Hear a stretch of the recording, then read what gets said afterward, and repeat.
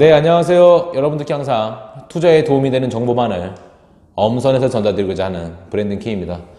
이번 시간에는 출산율 1명 이하로 떨어진 현 시대 그리고 앞으로에 대한 주제를 가지고 논해보는 자리를 갖도록 하겠습니다. 지난주 이제 통계청에서 합계 출산율이 드디어 1명 아래로 떨어져서 0.95명에 이르렀다는 통계가 발표가 됐죠. 이 합계 출산율이라고 하는 것은 한 여성이 그들의 생애 전반에 걸쳐서 낳는 자녀 수를 의미하는데요. 어쨌든 쉽게 말하면 좀 와이프도 될 수 있고 저희 부모님이 될 수 있죠. 어머니가 될 수도 있죠. 본인 생애에 평균적으로 단 한 명도 안 낳는다는 얘기예요. 지금 우리나라가.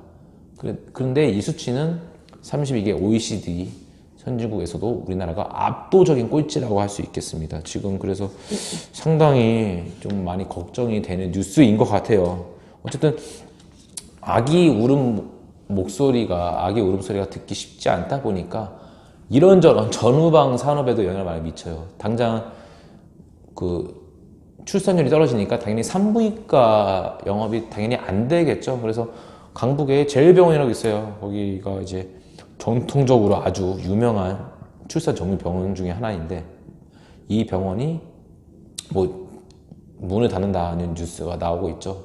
경영이 많이 안 좋고 지금 보니까 의사들, 간호사들 월급도 지금 밀려 있다고 해요. 그래서 지금 제일병원도 이제 문을 닫을 수 있다 이런 뉴스도 나오고, 그리고 그 지방 중소도시 중에 하나인 김천에서는 이런 산부인과 및 산후조리원도 없대요. 그래서 이 지역에 살고 있는, 그리고 앞으로 이 지역에 살 의향이 있는 그런 어떤 예비 신혼부부 입장에서는 김천에 못 살 것 같아요. 예를 들어서 나중에 이제 임신해서 갑자기 이제 진통이 생겨서 출산을 해야 되는데 자기가 살고 있는 이 김천이라는 에리어 안에 산부인과도 없고 그다음에 산후조리원이 없다고 하면 이 지역에서 어떻게 나을 수 있겠습니까? 살 수 있겠습니까? 그죠? 인근지로 가야 되는데 출산이라는 거는 당연히 총각을 다투는 일이지 않습니까? 근데 이러한 지역에 이런 시설 하나 없다. 진짜 어떻게 보면 엄청나게 슬픈 뉴스인 것 같아요. 그리고 이제 그 의사들로 말할 것 같으면 이제 의대 진학생들일 수 있겠는데요. 의대에 가시는 학생들 보면은 여러 지망과들이 있죠. 성형외과라든지 정형외과, 피부과, 재활의학과, 그다음에 이런 내장, 심장, 간, 이런 전반적인 종목들이 많이 있는데 산부인과로는 이제는 다들 지망을 안 하고 꺼린다고 해요. 이제 다들 이제 돈이 되는 피부과라든지 이제 재활의학과 쪽 편한데 이쪽으로 몰린다고 하죠. 책임도 안 짓는 외과 중에 내과 수술을 안 하는. 그래서 참 불과 1, 20년 만에 이 세태가 엄청나게 변하고 있음을 눈앞에서 확인할 수가 있을 것 같아요. 어쨌든 이렇게 출산율이 많이 떨어져 있다 보니까 가가호호마다 애 한 명이 이제 안 되는 시대에 접어든 거예요.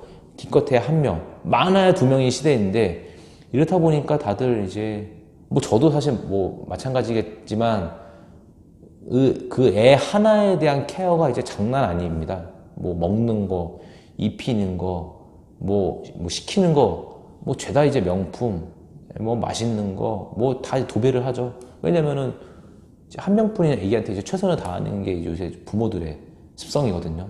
그래서 이러한 게 어떻게 보면은 부모의 이런 마음을 이용하는 게 어떻게 보면 상술일 수 있겠는데 그럴 수밖에 없더라고요.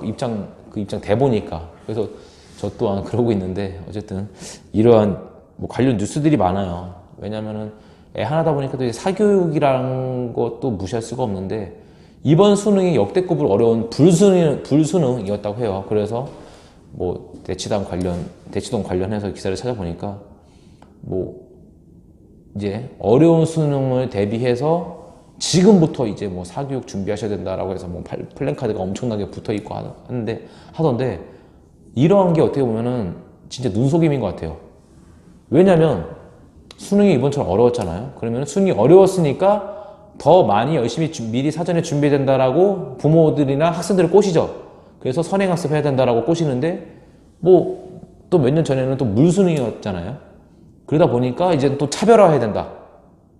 뭐 이런 또 캐치프레이즈를 내걸고 또 대치도 사교육이 또 엄청나게 또 호황을 누렸었고, 결론은 제가 무엇을 말하고 싶냐면 수능이 쉽던 어렵던 간에 대치동, 어떤 목동, 사교육은 그냥 불패신화라는 거예요. 이율은 어떻게든 포장을 해서 사교육을 시키게끔 만든다는 거죠. 그래서 사실 저 개인적으로는 사교육에 대한 그렇게 좋은 감정은 있지는 않아요. 저도 이제 뭐 비평주나 고등학교로 나왔는데 제 옛날 경험을 보더라도 그 뭐 반에서 뭐 1등, 2등 하는 친구들 있잖아요. 보면 그 친구들은 옆에서 무슨 일이 벌어져도 그냥 공부해요. 공부하려면 어디 갖다 놔도 무조건 합니다. 어중이 떠중이들만 그 분위기에 휩쓸려서 따라가는 거지.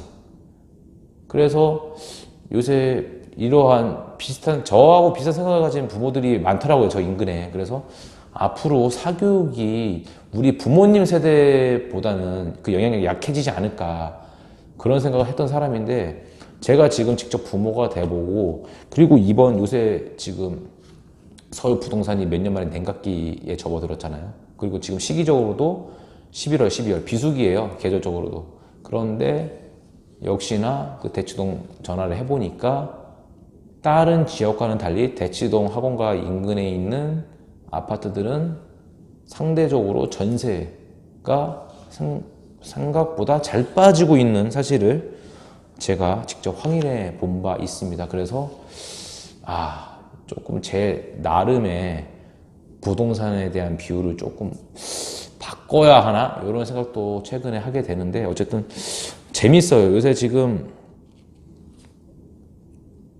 최근 매매가, 전세가 다 엄청나게 상승을 했었는데 뉴스에도 나오더라고요. 전세가가 지금 60%, 언더 50% 떨어졌다고 하죠. 그래서 당연히 이제 강동, 강남 쪽에 송파에 헬리오시티가 있고, 이쪽 강북, 마포 쪽에는 여러 신축 및 뭐 마포 제3차 같은 이런 신축 아파트들의 공급이 있기 때문에 전세가들이 지금 하향 안정화되고 있어요. 그래서 거꾸로 집주인들이 전세 입자를 찾는 게, 끼워 넣는 게 쉽지 않다고 하는데, 대치동 학원가 이쪽은 이러한 분위기에도 아랑곳하지 않고 계속 잘 나가고 있습니다. 그래서 어쨌든 출산율 얘기가 여기까지 흘러갔는데, 어쨌든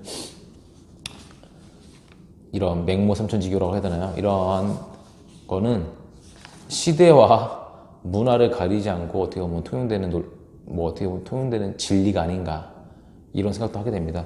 뭐 제 개인 생각이었고요. 다음 시간에는 좀 더 유익하고 좀 더 재테크에 도움이 되는 알찬 정보로 여러분들 앞에 찾아올 것을 약속드리겠습니다. 이상 브랜드 킴이었습니다. 감사합니다.